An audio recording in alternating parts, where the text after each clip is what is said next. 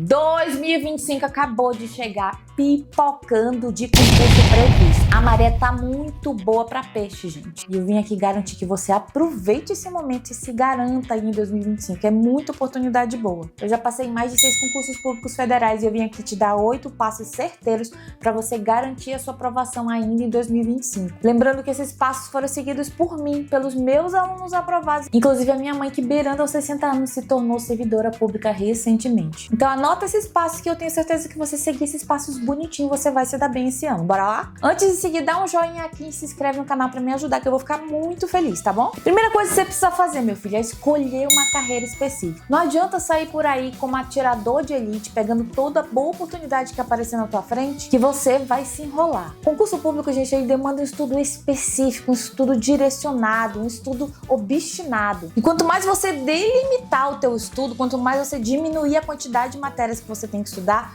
mais especializado você vai ficar naquela bodega. Então, quando você começa a fazer tudo quanto é concurso que aparece na tua frente, você vai acrescentando mais coisa para você estudar e menos especializado você vai ficar. Você vai acessar tudo e não vai ficar bom em nada. Essa é a realidade. Então, define uma carreira específica, se é tribunais, se é área fiscal, concursos de prefeitura, concurso de médico, concurso de engenheiro. Pega aqueles concursos que tem as mesmas matérias e foca só neles. Tudo bem que pode variar um pouquinho, não tem problema ter uma ou outra a mais. Mas, em geral, pega aí concursos que tenham pelo menos 80% das matérias em comum. Passou disso, não pega que tu vai se enrolar. Segunda coisa que eu preciso fazer um mapeamento estratégico da banca organizadora. Ou seja, aquela instituição que vai elaborar a prova. Para quem não conhece, as mais famosas aí é Sebrasp, Fundação Carlos Chagas, Fundação Getúlio Vargas e por aí vai. Você vai ter que ficar um especialista naquela banca, se antecipar àquela banca, saber o que ela pensa, como se comporta, o que come, onde vive. É isso que você vai precisar fazer. Você vai analisar as questões daquela banca, como que ela cobra cada matéria, o formato das questões. Você tem que ficar obstinado nisso. E presta atenção numa coisa importante. As bancas, elas se comportam de forma diferente em cada matéria e às vezes em cada assunto. Tem matérias que elas gostam de cobrar, por exemplo, letra de lei. Tem matérias que elas gostam de jogar um monte de interpretação de texto. Tem matérias que elas repetem as questões. Tem matérias que elas adoram pegar decisões de tribunais. Se você se habituar a ler o que a banca costuma pedir, você vai se antecipar a ela e você já vai saber mais ou menos o que vai vir na prova. Mas é claro, tem um jeito estratégico bonitinho de fazer isso, só que isso aqui é papo para um outro vídeo. Terceira coisa que eu preciso fazer é montar um cronograma inteligente. Não vai cair na besteira, meu filho. A primeira coisa, de colocar um monte de coisa que tu não vai conseguir dar conta. Você precisa considerar a tua necessidade de descanso, o tempo que você realmente consegue estudar. E o mais importante de tudo, considere o grau de incidência de cada assunto da sua prova. Como assim, Joy? As bancas, elas têm as matérias queridinhas e as matérias renegadas. No edital tá tudo igual, todas as matérias que podem cair. Mas se a gente analisar as estatísticas das provas,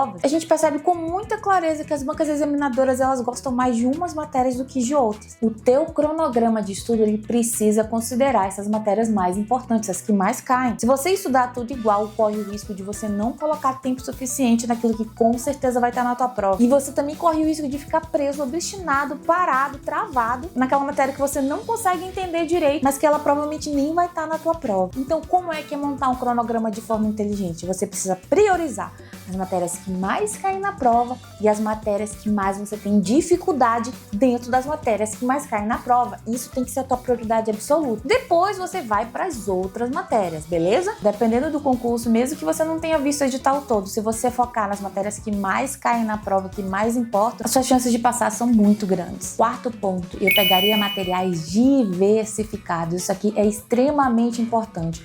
Como eu já falei para você, a banca, ela tem um comportamento diferente. Na verdade, ela é 2 caras, às vezes 3 caras. Por quê? Porque ela se comporta de forma diferente com cada matéria. Quando você olha as questões das bancas, tem matérias que claramente você precisa estudar muita letra de lei, legislação pura. Tem outras matérias que você precisa estudar uma teoria, uma videoaula, algo mais aprofundado. Tem matérias que na hora da prova você vai ver que você precisa ter, por exemplo, conhecimento de decisões de tribunais, súmulas, OJs. E tem matéria, gente, que você não precisa estudar nada, por exemplo, interpretação de texto. Você precisa praticar questões de interpretação de texto. Essa é a forma de você estudar. Então, o concurseiro que passa é aquele que para, vê o que a banca está pedindo naquela matéria e adequa ao material. Não faz o menor sentido, você vai perder tempo se você for para videoaula em matéria que te demanda leitura de lei seca. Não faz sentido você ficar vendo videoaula ou estudando apostila em matéria de interpretação de texto. Então, você precisa muito diversificar o material certo para cada matéria conforme a banca te exige. Outra coisa que eu faria para me ajudar, principalmente se você tem TDAH, tem problema com atenção flutuante como eu, gosta de ficar rolando um feed do Instagram. Se você tem esse problema, adote um sistema de metas e recompensas. Como é que funciona? Todo dia você vai ter uma meta a cumprir, uma meta de estudo a cumprir. Ela pode ser em vários formatos. Por exemplo, se você vai fazer só questões naquele dia, faça a meta de tantas questões. Você vai ver videoaulas naquele dia, faça a meta de tantas videoaulas. Se você vai ler uma lei naquele dia, faça a meta de tantos artigos daquela lei. Depois daquela meta diária ou daquela meta semanal, sempre se dê alguma recompensa. Algo que você gosta de fazer. E não se dê essa recompensa antes de você cumprir a meta. Você gosta de rolar o feed das redes sociais?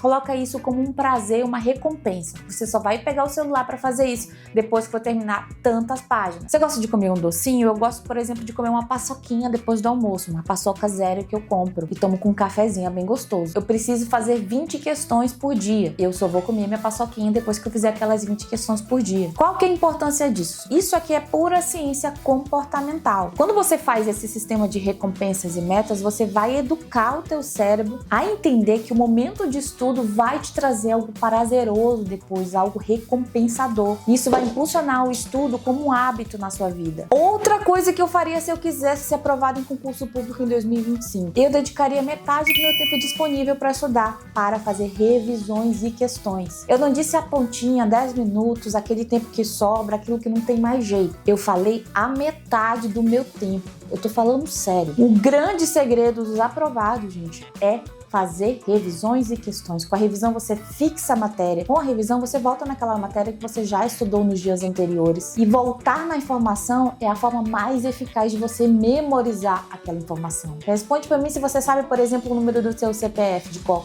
Você sabe, né? Porque você usa toda hora. Agora me responde se você sabe o número do teu PIS/PASEP. Eu não faço ideia do meu. Por quê? Porque é uma informação que você não usa. Com matéria de estudos é a mesma coisa. Quando a gente volta na informação, a gente está dando uma mensagem para o nosso cérebro que a gente precisa daquela informação, que aquela informação é útil, que aquela informação é importante, então ele precisa aguardar. Para você enganar teu cérebro e dizer para ele que você precisa muito saber do que você está estudando, você precisa voltar rapidinho naquela informação, nem que seja de forma superficial. Voltou na informação, você vai estar dando um recado pro teu cérebro. Não esquece, meu filho, pelo amor de Deus, eu vou precisar disso. Questões, a gente nem se fala, além de ser uma forma também de você voltar na matéria, de você relembrar a matéria, de você forçar a tua mente a buscar aquela informação, você vai estar em treino, em simulação do que você vai encontrar na prova. Se a gente for estudar as grandes operações militares da história, a gente vê que para uma única operação militar foram feitos anos e anos e anos de treinamento. E se você observar o treinamento de militar, ele consiste basicamente em simular ao máximo possível as condições reais de combate. Da mesma forma acontece com a prova. Quanto mais você pegar questões, quanto mais você trazer para sua realidade o que vai estar na prova, da forma com que vai estar na prova,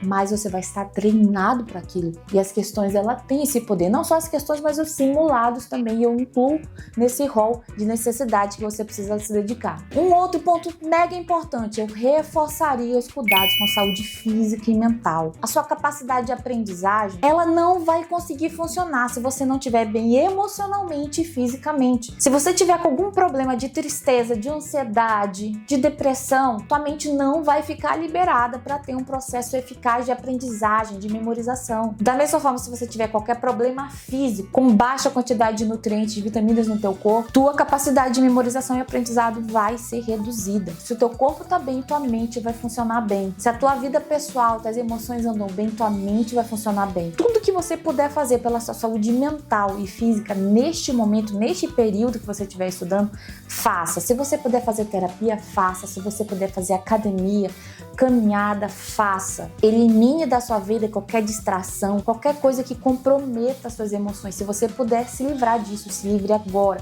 foque em você, foque no seu momento. Deixe o teu cérebro livre para você aprender o que você precisa fazer e transformar a tua vida. E o último, gente, mais importante, que eu quero que vocês façam um pacto comigo nesse vídeo. Nossa, que coisa estranha esse negócio de pacto, né?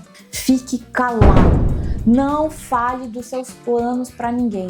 Muito além dessa coisa de mal olhado, de inveja, a ciência comprova que toda vez que você fala dos teus planos para alguém, o teu cérebro te dá uma sensação boa e agradável, como se aquilo já tivesse acontecido e você se esforça menos para que aquilo aconteça. Além disso, né, gente, nem sempre a gente ouve uma coisa motivadora das pessoas, principalmente aquelas pessoas que elas não sonham, que elas não acreditam nelas mesmas. Toda pessoa que não acredita em si, ela vai tentar fazer com que você também não acredite em si. Então não compartilhe os teus sonhos, as tuas metas, primeiro com quem não sonha, com quem não acredita em você e com quem não acredita em si mesmo. Resumindo, fique calado, fale só para quem você realmente tiver que falar.